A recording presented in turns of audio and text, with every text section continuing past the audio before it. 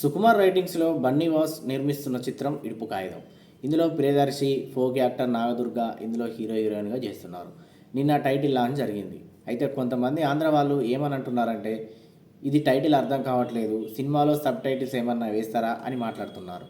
అయితే ఎవరైనా మాట్లాడవచ్చు, కాకపోతే అది మాట్లాడే పద్ధతి వేరుంటుంది. నార్మల్గా తెలియకపోతే తెలుసుకోవచ్చు, కానీ వెటకారంగా ఏదో తెలంగాణ భాషని, సంస్కృతిని, యాసని కించపరిచేటట్లు మాట్లాడకూడదు. అలా అయితే మేము కూడా పెద్ద మూవీ ఏ స్లాంగ్లో వచ్చింది, పుష్ప మూవీ ఏ స్లాంగ్లో వచ్చింది, అలా చూసుకుంటూ పోతే చాలా మూవీస్ అయితే వచ్చినాయి. మేము ఎప్పుడు అలాంటి వాటి కామెంట్స్ అయితే మేము పెట్టలేదు. మీ భాషని, మీ యాసని మేము గౌరవించుకుంటూనే వచ్చినాం. సో అదేవిధంగా మీరు కూడా గౌరవించాలి. ఇడుపు కాగితం అంటే భార్య భర్తలు తీసుకునే డైవర్స్ అన్నమాట. ఇది తెలియకపోతే మీరు నెట్లో కొట్టినా వస్తుంది. కానీ ఇలా తెలంగాణ భాషని, యాసని కించపరచడమే కరెక్ట్ కాదు.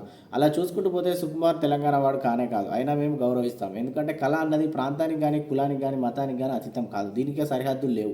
ఎవరైనా కూడా వాళ్ళ టాలెంట్ని నిరూపించుకోవాలి. సో ఇంతకు ముందు కూడా తెలంగాణ స్లాంగ్తో వచ్చిన సాంగ్స్ కింద కూడా చాలా కామెంట్లు పెట్టారు. ఈ లైన్ అర్థం కావట్లేదు, ఈ వర్డ్ మీనింగ్ అర్థం కావట్లేదు అని ట్రోల్స్ కూడా చేశారు. అప్పుడు మేము అంత పట్టించుకోలేదు. కాకపోతే ఇప్పుడు ఒక మూవీ పైన, అంటే ఒక పదం, ఆ పదం తెలంగాణ నుండి పుట్టింది, తెలంగాణ యాసకు సంబంధించింది. ముఖ్యంగా కరీంనగర్లో ఈ పదాన్ని చాలా యూజ్ చేస్తారు. సో ఎవరి భాష అయినా, యాస అయినా మనకు అర్థం కాకపోతే వారిని అడిగి తెలుసుకోవాలి, లేదా నెట్లో వెతికి తెలుసుకోవాలి. కానీ ఇలా ఉద్దేశపూర్వకంగా ఒక భాష పైన, యాస పైన, సంస్కృతి పైన, ఒక ప్రాంతం పైన విద్వేషాలు మాత్రం రెచ్చగొట్టదని ఒక తెలంగాణ పౌరుడిగా చెప్తున్నాను.